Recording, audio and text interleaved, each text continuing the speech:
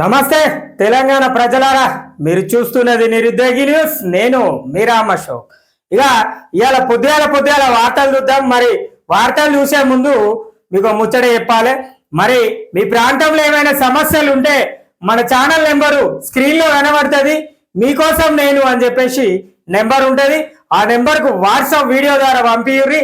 ఆ సమస్యను ఉన్నతాధికారుల దృష్టికి తీసుకుపోయి పరిష్కరించేంత వరకు పోరాటం చేస్తా.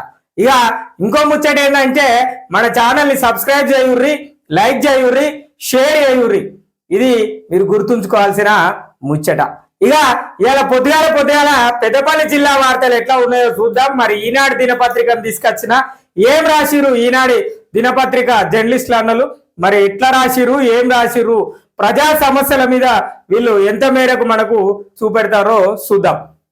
ఇక ముందుగాల ఏమున్నదట అంటే బీసీ బంద్ పైన క్షేత్రస్థాయి విచారణ, రికవరీ పైన లబ్ధిదారుల్లో ఆందోళన, గోదావరి కనపడను. ఇక అంటే రామగుండం మున్సిపల్ కార్పొరేషన్ ప్రాంతంలో గత ప్రభుత్వం మంజూరు చేసిన దళిత బంధు, బీసీ బంధు పైన క్షేత్రస్థాయి విచారణ అధికారులు చేపడుతున్నారు. ఇప్పటికే దళిత బంధు పైన సమాచారం సేకరణ పూర్తి కాగా తాజాగా మంగళవారం నుంచి బీసీ బంధు లబ్ధిదారుల వివరాల సేకరణ చేస్తారు.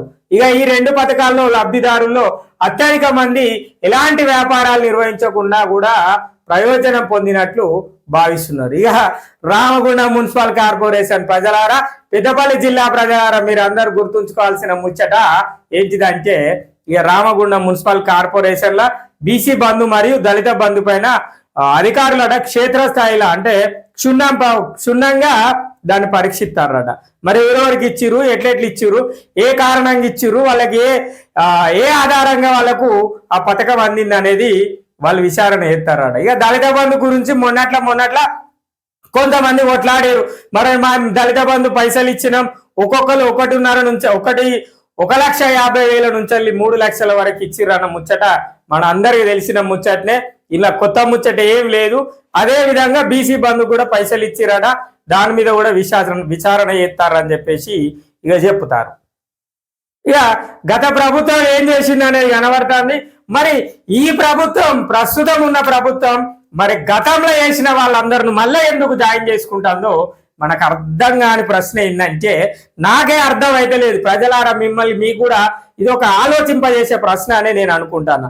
గతంలో ఎవరైతే ప్రజా సంక్షేమాలు ప్రజలకు అందడానికి దళారులుగా మారి డబ్బులు వసూలు చేసిన నాయకులను మళ్ళీ ఈ ప్రస్తుత ప్రభుత్వం, కాంగ్రెస్ ప్రభుత్వం ఎందుకు వాళ్ళను కాంగ్రెస్ లో జాయిన్ చేసుకుంటుంది? మరి ఎందుకు ఆ పార్టీకి సంబంధించిన కండువాలను కప్పి ఆహ్వానిస్తుంది? ఇక ఇదే నాకు అర్థం అయితే లేదు ముచ్చట. వీళ్ళే చెప్పిర్రు, వాళ్ళు దొంగలు, పైసలు వసూలు చేసిర్రు, వాళ్ళు అది చేసిర్రు, వీళ్ళు ఇది చేసిర్రు, వాళ్ళు అట్లే చేసిర్రు, ప్రజలను మోసం చేసిర్రు అని చెప్పేసి ఇక చెప్పిర్రు. మళ్ళీ ఎందుకు మరి ఆ దొంగలను, వాళ్ళను, ఆ దళారులనే అలా జాయిన్ చేసుకుంటారో మనకైతే తెలియని సమస్య. ప్రశ్న అనేది ఇంకా దానికి జవాబు ఎవరు చెప్తారో కూడా నాకైతే అర్థం కాలే. ప్రజలారా, ఇక దీని గురించి ఏం మాట్లాడుకుంటాం, ఒక్కొక్కరి దగ్గర లక్షల రూపాయలు తీసుకొని ఇక అందులో నాయకులు ఉన్నారు. అప్పుడు గతంలో ఉన్న నాయకులు ఉన్నారు, ప్రస్తుతం కాంగ్రెస్ పార్టీలకు పోయిర్రు. మరి ఎట్లా? ఒక రామగుండం మున్సిపల్ కార్పొరేషనే కాదు, తెలంగాణ రాష్ట్రం మొత్తం ఇదే పరిస్థితి నెలకొంటుంది. గతంలో వాళ్ళ తప్పు చేసిర్రు అని చెప్పేసి వీళ్ళు చెప్పిన కాంగ్రెస్ నాయకులు ఈరోజు అదే తప్పు చేసిన వాళ్ళను, అంటే ఈరోజు గతంలో ప్రజలను మోసం చేసిన వాళ్ళను మళ్ళీ వాళ్ళ పార్టీలోకి ఆహ్వానించడము, ఇక అది వాళ్ళ విజ్ఞతకే వదిలేయాలి. మరి ప్రజలు ఏం ఆలోచన చేస్తారో కూడా మనం కూడా కొత్త ఆలోచనలు చేయాలి. మనం మార్పు కోరినాం కదా, వీళ్ళు ఇట్లా మార్పు కోరుతారు, వీళ్ళు ఈ రకంగా మార్పు కోరుతారు. పార్టీలు మారినంత మాత్రాన సమాజం అభివృద్ధి చెందుతుంది అనుకోవడం చాలా తప్పు ముచ్చట. ఇది ఇక దీని మీద ఏమేమి ఉన్నది, ఎట్లెట్లున్నదో చూద్దాం. ఇక బీసీ కార్పొరేషన్ ఆధ్వర్యంలో బీసీ బంధును పంపిణీ చేయగా తాజాగా విచారణ చేపట్టి గ్రామీణ ప్రాంతాల్లో ఎంపీడీఓలకు, పట్టణ నగర ప్రాంతాలలో కమిషనర్లకు బాధ్యత అప్పగించారు. రామగుండం నగరపాలక సంస్థలో 69 మందికి దళిత బంధు మంజూరు కాగా 43 మంది కార్లు 3 ట్రాక్టర్లు అంటే 46 మంది కొనుగోలు చేసిరు. మరో 12 మంది వివిధ వ్యాపారాల నిమిత్తం ఉపయోగించుకున్నారు. ఇక 12ను ఇవి ఎన్నైనా ఈడ 43 ఇవి 3 46 ప్లస్ 12 ఎన్ని 46 8 58 అయినాయి. మొత్తం ఎంతమంది 69. ఇంకా 11 మిగతా 11 మంది ఎలాంటి వ్యాపారాలు లేకుండా కూడా మొదటి విడత ప్రయోజనాలు పొందినట్లు క్షేత్రస్థాయి విచారణ తేలింది. వీరిలో మొదటి విడతలో ఒక్కొక్కరు 1.5 లక్షల నుంచి 2 లక్షల వరకు ప్రయోజనం అందుకున్నారు. నేను చెప్పేది ఏంది, పైసలు లేకపోయినా కూడా అంటే వాళ్ళు వ్యాపారం పెట్టకపోయినా, కారు నడపకపోయినా, ట్రాక్టర్ కొనకపోయినా, ఏం కొనకపోయినా కూడా ఒక 11 మంది ఏం చేసిరాట అంటే దళిత బంధుకు సంబంధించిన వాహనాలు మరి వాళ్ళు పైసలు ఏదో ఒకటి వాడుకున్నారు. మరి వాళ్ళకి ఎవరు ఇచ్చిర్రయ్యా అంటే నాయకులు ఇచ్చారు. మరి అందులో నాయకులు ఉన్నారా అంటే ఉంటారు. మరి ఎవరు ఉంటారు? నాయకుల తమ్ముళ్ళో, అన్నలో, అక్కనో, చెల్లెనో వాళ్ళ కుటుంబాలు ఎవరో ఒకరు ఉంటారు. ఇక మనం కదా అర్థం చేసుకోవాలి. గట్ల అంటే ఇక ప్రజల గురించి, ప్రజలకు మీకే మనకు అత్తే ఎందుకు, రాకపోతే మనకి వాళ్ళకి ఎందుకు? వాళ్ళకు అవసరం లేని ప్రశ్న ఏంటిది అంటే ప్రజలు లాభం పొందుతే ఎందుకు, లాభం పొందకపోతే ఎందుకు? ఇది ప్రజలకు ఆలోచన వేయాల్సిన ముచ్చటనే. ఇది ఇంకా మనం సిగ్గు లేకుండా, నిజమే ఇది సిగ్గు లేకుండా మళ్ళీ ఇదే నాయకులను మనం నమ్మడం మన తప్పుగానే మనం భావించుకోవాలి. అసలు ఇది ఇలాంటి పరిస్థితి నెలకొండలో రామగుండం కార్పొరేషన్ మరి చూడాలి. ఇక వీటికి సంబంధించి ఎలాంటి బిల్లుల్లో వ్యాపారాలు లేకపోవడం ఉండే వాళ్ళు ఎమ్మెల్యే, గత ఎమ్మెల్యేకి సంబంధించిన వాళ్ళు, గత నాయకులకు సంబంధించిన వాళ్ళు, ప్రస్తుత కాంగ్రెస్ నాయకులకు సంబంధించిన వాళ్ళు కూడా తెలియదు. మరి ప్రస్తుతం అని ఎందుకు నా కాంగ్రెస్ అన్నాకి వీళ్ళందరూ అలాగే వచ్చి కాంగ్రెస్ నాయకులు అవుతారు. ఇక తప్పు లేని కాడ తప్పులు తయారు చేసిర్రు. మరి కొత్త ముచ్చట ఇదిగా. ఇక దీనిపైన సమగ్ర విచారణ చేయాలి. ఎస్సీ కార్పొరేషన్ పంపించిరట చేసి. ఇక రామగుండం కార్పొరేషన్ పరిధిలో 202 మందికి బీసీ బంధు పేరిట ఒక్కొక్కరికి 1,00,000 చొప్పున పంపిణీ చేసిరు. వీరిలో అనేక మంది ఈ నిధులను ఉపాధి మార్గాలకు వినియోగించుకోలేదనే అభిప్రాయాలు వ్యక్తమవుతాయి. మీరేడ వినియోగించుకుంటారు? మనకేడ వచ్చిన పైసలను మనల్ని ఏడ వినియోగించుకొని ఇస్తారు ప్రజలారా? మరి వాళ్ళకి అత్తయ్యాలు వినియోగించుకొని ఇస్తారు, కానీ మనకు వచ్చిన డబ్బులను మనం వినియోగించుకోలేకపోతాం. ఎందుకంటే మనకు చాలా రిస్ట్రిక్షన్స్, అంటే మనకు చాలా దాన్ని ఏమంటారు, చాలా నిబంధనలు వచ్చి మనకు పైసలు ఇస్తారు. 1,00,000 రూపాయలు ఇస్తారు, నువ్వు ఖచ్చితంగా అది చూపెట్టాలి, నీవు ఖచ్చితంగా ఇది చూపెట్టాలి అని చెప్తారు. రాజకీయ నాయకులకు అట్లాంటివి ఏమి ఉండవు. ఎందుకంటే ఇక తెలుసు కదా మనోళ్ళు ఏంటిదని. మనోళ్ళు అంటే తెలంగాణ ప్రజలు ఉన్న నాయకుల పరిస్థితి మొత్తం ఇదే పరిస్థితిగా. ఒక్కళ్ళ గురించి చెప్పుకుండేందుకు వాళ్ళేమన్నా సాయం సంసారట లచ్చి దొంగ అన్నట్టు ఉన్నది పరిస్థితి ఇక్కడ. ఇక ముచ్చట గట్లున్నది. ఇక రికవరీ పైన లబ్ధిదారుల్లో ఆందోళన. దళిత బీసీ బంధు ప్రయోజనాలను ఉపాధి కోసం వినియోగించుకోలేదని క్షేత్రస్థాయిలో తేలడంతో చెల్లించిన నిధులను తిరిగి రాబట్టుకుంటారేమోనని ఆందోళనలో లబ్ధిదారులు వ్యక్తమవుతారట. దళిత బంధు మంజూరు కోసం 1,00,000 నుంచి 2 లక్షల వరకు వివిధ స్థాయిలో ముడుపులు చెల్లించారని, బీసీ బంధు మంజూరుకు సైతం 30,000 వరకు చెల్లించారని ఆరోపణలు అప్పట్లో తీవ్రంగా వ్యక్తమైన ఈ నేపథ్యంలో ఇప్పుడు తీసుకున్న రుణాలను ప్రభుత్వం రికవరీ చేసుకుంటే ఆయా పథకాల మంజూరు కోసం చెల్లించిన ముడుపుల మాట ఏంటని ఆందోళనలు పలువురు లబ్ధిదారుల్లో వ్యక్తమవుతుంది. ఇక ఇనురి మరి వాళ్ళు చక్కగా ఉపయోగించకపోయినా కొంతమందికి రాలేదు, ఆగిపోయిన వాళ్ళ పరిస్థితి ఏంది? మరి వీళ్ళు ఎవరైతే ముడుపులు చెల్లించారు, ముడుపులు మీన్స్ అదే పైసలు లంచం ఇచ్చిర్రో, ఇక మనం చెప్పుకోవాలి మన భాషలో లంచం ఇచ్చిర్రో, మరి ఆ లంచం పరిస్థితుల పైసల పరిస్థితి ఏంది అని చెప్పేసి పాపం ఎవరైతే లబ్ధిదారులు పొందిన వాళ్ళు ఉంటారో వాళ్ళు భయపడతారు. మరి ఏమవుతుంది, ఎట్లయితుంది, అసలు ఇచ్చిన పైసలు మళ్ళా మనకన్నా అత్తయ్య, మనం అది ఇది బంగారము ఉన్న పుస్తలు గిస్తలు అన్ని ఎన్నో కుదర ఇచ్చి ఇన్ని పైసలు అలా బొంద మీద పెడితే ఆ బొంద ఈ పరిస్థితికి తీసుకొచ్చింది. మరి అవి అత్తయ్య రావా, మనం పెంచిన పైసలన్నా మనకు అత్తయ్య రావా అని చెప్పేసి ఇట్లా ఉన్నది. రామగుండం మున్సిపల్ కార్పొరేషన్ అభివృద్ధి చెందుతున్న ప్రాంతం 300 కోట్లు పెడతాం, 200 కోట్లు పెడతాం అని చెప్పేసి ఓ పేపర్ పట్టుకొని పెన్ను పట్టుకొని రాసి ఉండు. ఇక అంతే అది అభివృద్ధి చెందేది. ఇక ఇట్లాంటి ఏమైనా స్కీమ్లు వస్తే ఇక పైసలు వసూలు చేసుకుంటారు. ఇక రేపట్ల ఏదో 11 తారీఖు రోజు ఇందిరమ్మ ఇండ్లు పెడతారా అని చెప్పారు కదా.